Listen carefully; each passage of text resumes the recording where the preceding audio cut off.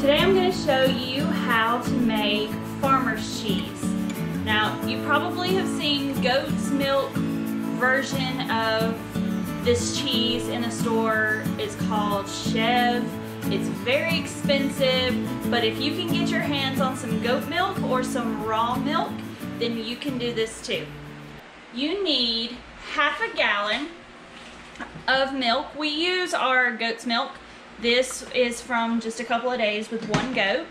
Then you're going to need a quarter of a cup of either vinegar or apple cider vinegar. We like to use apple cider vinegar. And a pot, a thermometer, and if you feel like it, you can flavor it. I have some Himalayan salt, some basil, and some red pepper flakes. So what I'll do in the end is, after I'm done with everything, I'll flavor it, but it is just good by itself. You don't have to flavor it if you don't want to, but this is just an option. So the first thing we're gonna do is we're gonna go ahead, get our milk into the pot.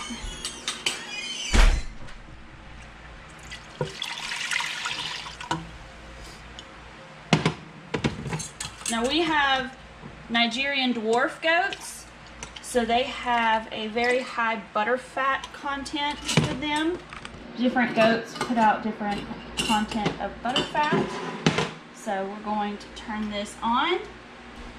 We're going to stir this consistently for about 10 minutes or so. We want it to get about 165. You'll start to see it kind of froth up and bubble, but you don't want to get it to boiling. Alright, so I'm going to check the temp. You can see it's starting to get kind of frothy. Let me flip this around. It is... Alright, perfect. Okay, so you can see it started to get kind of frothy.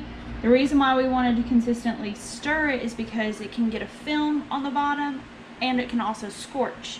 So what I'm going to do is I'm actually going to slide this over off the heat. And next I'm going to take my quarter of a cup. Carly, you want to watch the magic? Yeah. Come over here. This is fun. Alright, you ready? Yeah. I'm going to add my quarter of a cup of apple cider vinegar to my milk. And instantly, you start to get whey and curds. I just mix it up. Let it get all in there. We're going to let this sit for just a few minutes, and then you'll start to see it start to kind of separate, and then at that point you'll have your curds and your whey separated, and we can transfer it over to your cheesecloth. We've let this sit for a couple of minutes after we put the vinegar in there, but while that was sitting, go ahead and get your stuff together and get it prepped. You'll want a strainer of some sort, cheesecloth, and I have a large bowl, and I just took this tiny little bowl, flipped it upside down so it will elevate my strainer. So you can either at this point take a slotted spoon and slowly dip all the curds out from the whey, or you can do it the quick and easy way and get every little bit like this.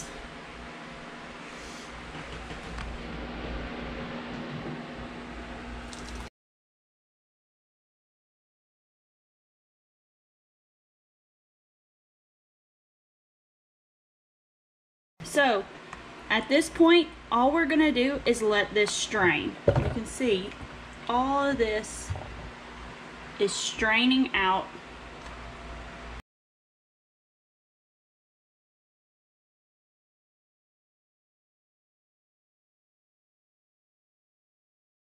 Do you realize we're at literally living out the Miss Muffet song? Yeah, I know. all of that is whey, and there's a lot of different things you can do with whey. You can bake with it, you can drink it. So whatever your heart desires. I will probably end up giving it to our chickens. And the dogs? And the dogs. They like that. Alright, so what I'm going to do is I'm going to get another bowl and do the same thing and let this just strain and let it sit here. Now the longer you let it sit, the harder and more firm the cheese will be. If you want a spreadable consistency for like crackers or toast, then you're not going to let it sit that long. So I'm going to let this sit for a little while because we want it a little bit firmer, and then we will go from there. Come here, Athena. Come here, Athena. Come here, Apollo. I'm watching what? Got a treat. He's jumping in and going. Here you go, buddy. Whoa, okay. You will. Oh, yeah. There you go. Is that good? Is that good?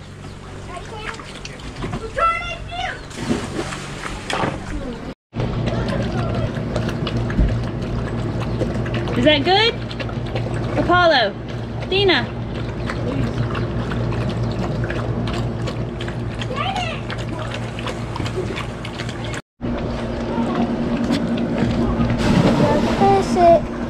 They are licking the bowl clean.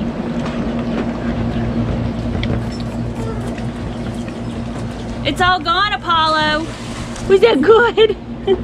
Was that good, Athena? Okay. Lexi didn't want any. I tried to get her to get some. Oh, it's cute. Mama, Yep, there is no more. So we've strained our cheese and we've got it out of the cheesecloth. Now I am going to add my own little spices. Whatever you want, you can put in here. You don't have to put anything at all. We're going to put a little bit of pink Himalayan salt in there. I'm just going to mix that all up. And yes, it's still a little wet and it's soft, but the longer it sits, the more it will dry out.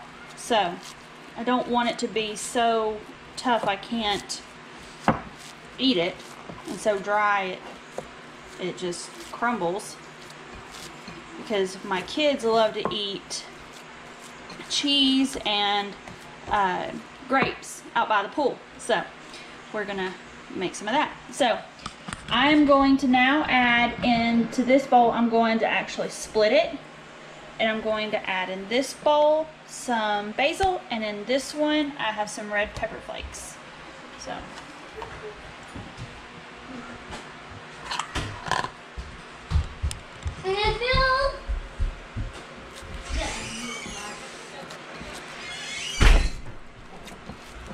put as much as you like in there.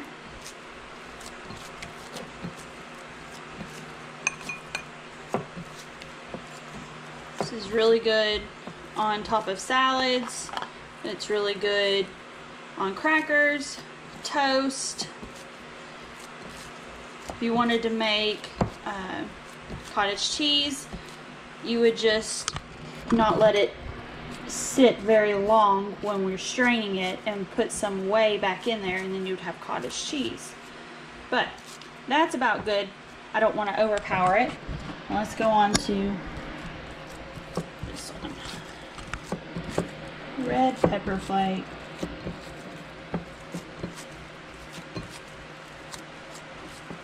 And I would add more red pepper flake, but I know kids are going to be eating this and I don't want to burn their mouths off. So I'll probably put just a little bit more. But you can make this into a log and roll it and make it real pretty and whatever you like. These will be put into an airtight container in the fridge, and they will last up to 10 days. So you want to eat it fresh. You don't want to freeze it. You want to make sure you eat this within the 10 days. So, hope y'all enjoy. What is cheese? It's cheese. Try it. It's the cheese. Hi. That is so good. Try the other kind. This kind is like a herb kind. It's not spicy. Can I try it? Yep. It's not spicy. It's not spicy. I'm gonna try this one. Try it. Let's go, Mom. What you think? You like it? Yeah? I like the not the spicy one. You like not the spicy one? You want some grapes to go with it? Yes. Yes? Here. I'll get some grapes. Katie, let's stick them on there.